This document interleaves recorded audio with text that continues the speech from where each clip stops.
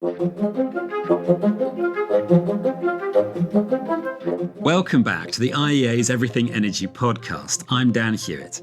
This week, what the World Energy Outlook says about solar power. The IEA's World Energy Outlook, or WEO, just came out, and it's all the latest energy data, market trends, and government policies in one place to help explore different scenarios of what the world's energy future might look like. We covered the big themes during our last episode, but the report is over 500 pages long, and we wanted to drill down a bit more into its key findings. So this episode is about what the WEO called the world's fastest growing energy source, and that's solar PV. Talking to me today are the IEA's Brent Wanner, head of the Power Sector Unit, and Anthony Vautrin, an energy modeller focused on demand. Okay, Brent Wanner and Anthony Vautrin, thank you so much for joining me. Now, commercial solar power has been available for decades, but for the purpose of this podcast, let's start from around about 2010. So, Brent, could you paint the picture of how solar energy has changed in the last 15 years or so? Yeah, thanks, Dan. It's been really a seismic change for solar PV over those last 15 years. If we go back to 2010, the technology was very promising. It was starting to grow, but at the same time, it was very expensive, and it represented just 0.2% of global electricity. Over that 15-year period, we've seen continuous technology improvement.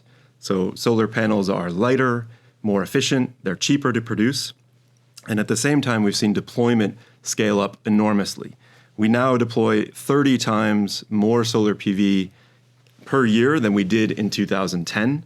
And the amount of electricity we get from solar energy is now 60 times more today than it was in 2010. And the costs have fallen 90% over that period. And Brent, I just wonder if you could tell us a little bit about what sets solar power apart from other energy sources in the way that it can be used and some of the different scales that it's used at. Yeah, absolutely. This is certainly something that sets solar PV apart. So we're talking about it in the global electricity mix. We're talking about gigawatts and terawatt hours, very large amounts of electricity. But solar PV can be deployed at this kind of scale with hundreds of megawatts per project over square kilometers. But it can also be individual panels that a consumer buys, puts on their balcony very directly. You could go out this afternoon, buy that, and put it on your balcony.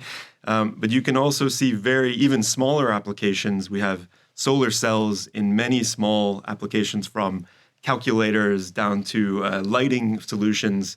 We also have them, very importantly, applications in Africa, providing electricity access, and often first electricity access, to remote communities where you have off-grid solar, which can be very small systems, perhaps paired with a battery storage system to provide power in the evening, first lighting solutions that they've had. So this can make a really big difference. It basically fits any scale from the very small to the very large that you need. Now let's just dig a little bit more into the finances, because I've got a quote from the IEA that says that solar energy is the cheapest electricity in history. Now, what price are we talking about? Because there's the price at the point of usage and there's the broader infrastructure costs as well. The cost we're usually talking about is the levelized cost of electricity for the technology itself. So what that means is that the average generation costs, when you put together all of the elements from the upfront investment to operation and maintenance, for solar PV, you don't have fuel costs, you don't have emission costs, but all of those technology costs, we're now seeing that levelized cost is below $50 per megawatt hour. So $50 per unit of electricity output. Now that is one of the lowest costs in history for any technology. There have been some projects for other technologies that have reached that level, but on average, that is now the cheapest technology we have, and provides this huge opportunity for what solar PV can do. And I should say that this is really the result of a virtuous cycle between policy support and technology innovation. There's often discussions about which was a bigger driver, but they really can't be separated. If we go back to 2010 again, we have very early movers in Europe, the United States, Japan are starting to look at solar power and are putting a lot of money and support behind solar power to drive it down, to increase the expertise and experience. And at the same time, the innovation is happening on the technology side that is making the technology cheaper. These two are really intertwined. As the costs came down, governments were able to be more ambitious, which drove down the costs even further, which allowed them to be more ambitious. And here we are today, we're deploying more than 500 gigawatts of solar PV every year. Now, does it make it the most competitive technology, or is that a slightly broader question? Exactly, yeah. So if we just look at the cost of the technology, that's only really half the picture. You need to look at least the value of the technology, but also the broader system costs. So for solar PV, it's very cheap to produce the electricity, but it has a very particular pattern of when it produces electricity. So you're getting more during the day than you are at night, and this creates a bit of a challenge on the value side. We do need a lot of electricity during the day, but as you add more and more solar, it's producing at the same time. So we need to account for that. Different technologies, most traditional technologies produce electricity at any time, where solar PV, again, has this kind of pattern. We handle this in a couple ways in the International Energy Agency and the World Energy Outlook. One, we account for that value side to combine with the costs into a metric of competitiveness, our value-adjusted LCOE, but we also look at the total system costs for an electricity system. So including grid infrastructure, including all the elements that you need to make sure that electricity is secure and affordable with different mixes. Now, you just mentioned the World Energy Outlook, or the WEO. Now, we wanted, obviously, to dig into what it said about solar energy. Now, it said renewables grow faster than any other major energy source in all scenarios, led by solar. So the big picture is we're going to be using more solar energy. But could you tell us about what we see across the different scenarios? Because there are three main scenarios, aren't there? Yeah, exactly. So we are living in a world where there is a bit of uncertainty and a bit of global tensions around different areas of the energy sector. So the World Energy Outlook does not have a single view of what the future looks like. We explore what these opportunities could be and the challenges that might arise through different scenarios. So our current policy scenario is one that we've brought back for the World Energy Outlook 2025, where we look at very strict reading of the current pathway and current policies and laws and technology trends and where that might lead us. And in that scenario, we would see that solar PV deployment would remain relatively stable at today's level. But that also means it's still the fastest growing technology and goes to being 20% of electricity by 2035 and becomes the largest source of electricity by 2040. That's a big change from where we were 15 years ago, where it was really just starting out. Now we have another scenario, the stated policy scenario, that takes a slightly more dynamic view on policy and technology trends. And there we see slightly faster growth for solar PV as countries continue. But really the separation is in the net zero emissions by 2050 scenario, where we get on a pathway to reaching 1.5 degrees or limiting global temperature increase to 1.5 degrees by 2100, reaching net zero emissions by 2050. Solar has a huge role to play here. So we'd see continued growth for the solar PV market there as a key driver to decarbonize electricity and the wider energy system. Okay, now, there is perhaps a sense that everything is getting better and faster when it comes to solar PV, but that isn't the full picture from what we've seen in the report, because there's been a change in government policy from the world's two biggest markets. So perhaps you could tell us a bit about what's changed. Actually, yeah, the last year since the last World Energy Outlook, we've seen major policy shifts in China and the United States as it relates to solar PV. In China, they've changed, not to get too technical, but they've changed the way that they pay solar PV projects. And in effect, it means that the price paid to solar PV is a bit lower than it would have been under the previous regime. That took effect in June 2025. And we saw an immediate effect that solar PV deployment fell a bit. And we do have lower solar PV deployment to 2030.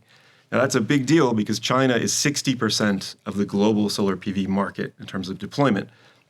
But we do see it as a temporary bit of turbulence, really, in the solar PV market. It's expected to return to growth in the years ahead. And in fact, this puts it on more solid footing because it's going towards market-oriented pricing. And to answer the other question on the United States in terms of policy changes there, we've seen that in the new administration this year, the federal government has passed new legislation that has actually accelerated the phase out of tax credits for solar PV, wind, but also electric vehicles. Now that again is putting the emphasis more on market forces for solar PV to stand on its own 2 feet and grow from there. But that has, again, put some turbulence in the market. So to give you an idea, though, by 2030, we only have a few percentage points less solar than we did in the 2024 World Energy Outlook.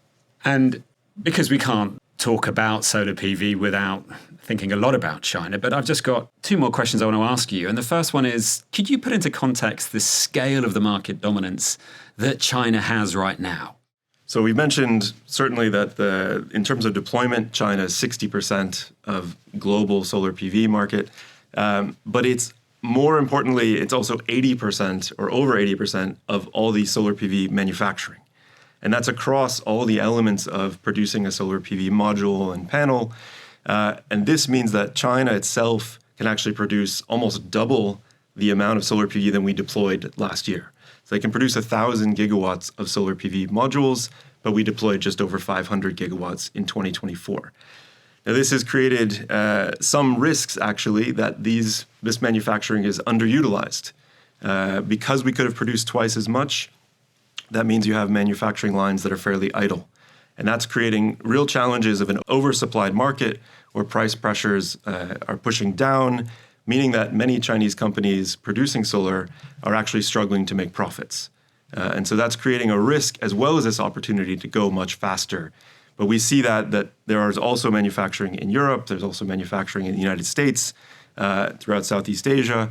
So there's an effort to diversify the supply chain, but China at the moment has a very dominant place in that. And perhaps unsurprisingly, you answered my second question I had there.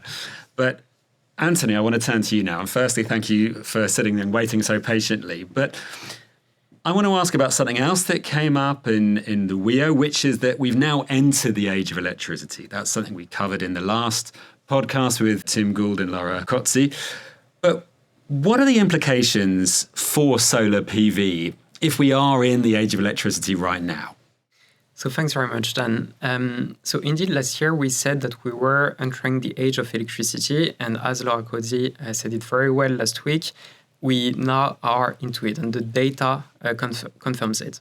So electricity is a fuel which is crucial for 40% of the economy today, even if its share in consumption is a bit lower, around 20%, and we see it growing in the next 10 years. So just to give an order of magnitude, which is useful to understand the growth of solar PV2 here, electricity demand is set to grow by 10,000 terawatt-hour in the next 10 years. Something which is huge. To understand that number here, it's as if we took the electricity demand of the US, Canada, Japan, Korea, Australia, New Zealand, Europe, parts of Latin America. We take all that together and we add it again to the electricity system in the next 10 years. So it's massive. Another interesting dimension is that the drivers of that age of electricity are different from those in the past. So of course, AI, data centers, electric vehicles, some new technologies, the electrification of water desalination, for instance, heat pumps, many new technologies. And also, something different, the growth of cooling in emerging markets and developing economies. So what we see when we come back to solar PV is that the picture, again, for the future is different than the one from the past. So in the last 5 years, solar PV was meeting around 1/3 of the growth in electricity demand. But actually, in our scenarios, even in the CPS, in the current policies scenario that Brent mentioned, it's already 50% of the growth which is met with solar PV. And in the most ambitious one, the NZD scenario, then it's 80%. So there is a growing momentum for electricity demand and for solar PV to meet it. Okay, and I want to dig into a couple of those ideas because perhaps people won't know that there's a way that solar PV can be used for cooling. So could you explain a bit more about why the technology is useful right now and is going to be so useful in the future for cooling needs? So that's something which is very interesting, which is that we see a growing momentum for both cooling and solar PV to grow in the next 10 years together. So to better understand that, somehow there is one thing that links both technologies very much, which is the sun. So in sunny places, in places with good solar conditions, it's really great for solar PV. It makes the average capacity factor a bit higher potentially. It also means that potentially the operating cost could be lower on average. So it's something that helps the solar PV uptake. But at the same time, it also means that the daytime temperatures could be much higher than in other places in the world. So in those places, cooling, it's not just a matter of comfort, it's a matter of health, and sometimes it's even a matter of life. And we see that cooling demand grow very much, so along with solar PV, in those regions. To give an example here, we see that in the world today, around 40% of households have an AC. But when you check how the population is distributed around the world, you find out that 80% of the global population has some form of cooling needs for at least part of the year. So in the future, electricity demand for space cooling is set to grow massively, and it can grow with solar PV. But just to nuance a bit that picture, adding cooling demand to electricity makes it more sensitive to heat waves, for instance. So there is a resilience issue that growing demand is posing. And I just wanted to ask you a bit more about the geographical location. So where are we going to see some of this growth? And I think 80% of the demand growth could happen in regions with good solar potential. But could you just drill down into a bit more about what those regions are? Where are they? Energy consumption in the last 10 years was growing in places where the solar conditions were average or even a bit lower than average, half of it. In the next 10 years, the picture is radically different. In the next 10 years, we found out, mapping that increase in energy consumption with the solar conditions, that 80% of the energy consumption growth was in regions with great solar conditions. Here we think of the Middle East, India, Southeast Asia, parts of Africa, parts of Latin America. So there is an obvious opportunity for solar PV to help meet that consumption growth. But again, something which is interesting here, we are not dealing with electricity only. So in order for solar PV to make the most of it, then there is a need to electrify demand, to electrify the consumption for road, for transport, for industries, for heating, for cooking, and then solar PV could meet a larger share of that demand growth. And just while we're talking about demand, and potentially this is a question for both of you, I'd like to know a little bit more about how solar energy or solar power can be used alongside data centers. We read about it every day. We know how much growth could potentially come, or energy demand could come from data centers. But what are the implications of combining solar power and data centers? Thanks, Dan. This question is really facing us now of how solar fits with all of these growing demands we have. And data centers is one that's coming up more and more every day on trying to understand what is that demand going to be and how can we serve that demand. Now, a place to start is that the technology companies themselves behind the data centers, they also have targets to increase the amount of renewables or low emission sources that they want to use. So they are looking at all the available options on the low emission side, from nuclear power to expanding hydropower. But increasingly, and one area that's of interest is also to use solar power, potentially combining it with wind and battery storage, for example. So we've done some analysis of these kind of hybrid projects and actually shown that you can overbuild your solar, wind, and battery storage and actually create a package that produces electricity at a stable output all of the time, in 95% of the hours of the year. That could serve a data center need or another industry need. The challenge is always going to be cost in that kind of overbuilding. But as we've seen, innovation has already driven down the costs of solar. Storage has also come down 90% since 2010. So this is one to watch, where these hybrid projects, I think we'll see more and more of those as the technologies continue to evolve. And serving data center needs or other stable loads is something I think we will see more and more directly. Okay, so we've spoken there about some of the really broad opportunities that solar can present, but let's maybe talk about some of the challenges too. And Anthony, maybe you could just set the scene for us. What are some of the concerns on the horizon you see with the scale at which solar PV is being run out, and any other concerns that you might have noticed? There is one dimension that I'd like to pick up here, which is the need for flexibility. and actually the need for short-term flexibility. So the fact that demand and supply meet at all time here within a day. And we can understand how solar PV is changing that picture.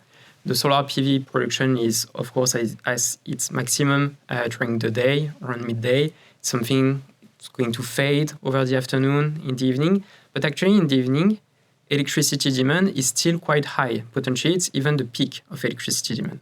So there is a need to meet that gap somehow, those flexibility needs. And we know many of the solutions that we analyze in the World Energy Outlook. So investing in grids, investing in dispatchable capacity, there is a huge potential for batteries. We could pick again the synergy between cooling and solar PV. And actually, sometimes both of them already match. And that helps the integration of solar PV. So cooling demand in some countries is at its maximum around midday. So both profiles would match. But in other countries, cooling demand is actually at its highest in the early evening, which is when people go back home and they want to cool their places.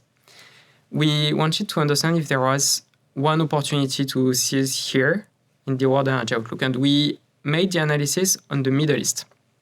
Middle East, 25% of electricity demand is cooling, half of peak demand is cooling, so very significant.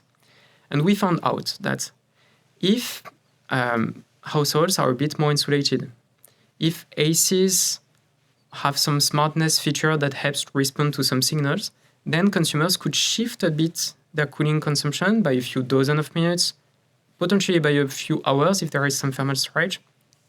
And that would help both solar PV and cooling demand to match. That makes a smooth solar PV integration, that reduces curtailment, if any, and that also lowers the short-term flexibility needs that still have to be met with other technologies. And Brent, are there any other roadblocks that you see? For example, grids, how fast grids are being run out? Are there any other potential problems you see for the way that the world uses solar? I think there are two issues I would highlight there. One of which you mentioned is on the grid side. We know that grids need to expand and need to be modernized in order to accommodate the changing electricity systems that we have. Solar PV is a part of that, wind as well. But we are really shifting away from a system that is based on very traditional dispatchable sources of electricity, so that are available all the time, to one that is more based on these weather-based resources that are variable.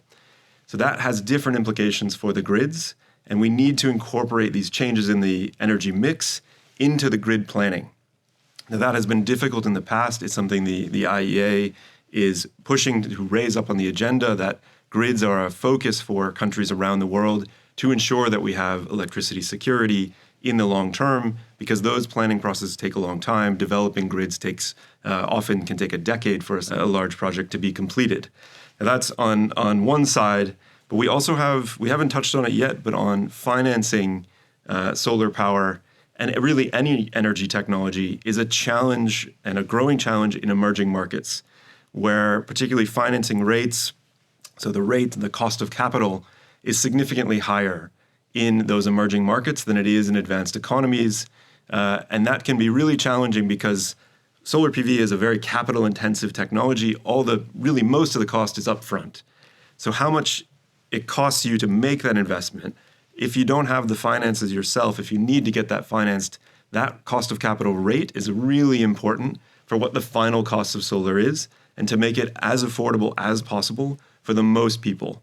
And where we see the energy demand growing in emerging markets, this is exactly where financing is particularly challenging.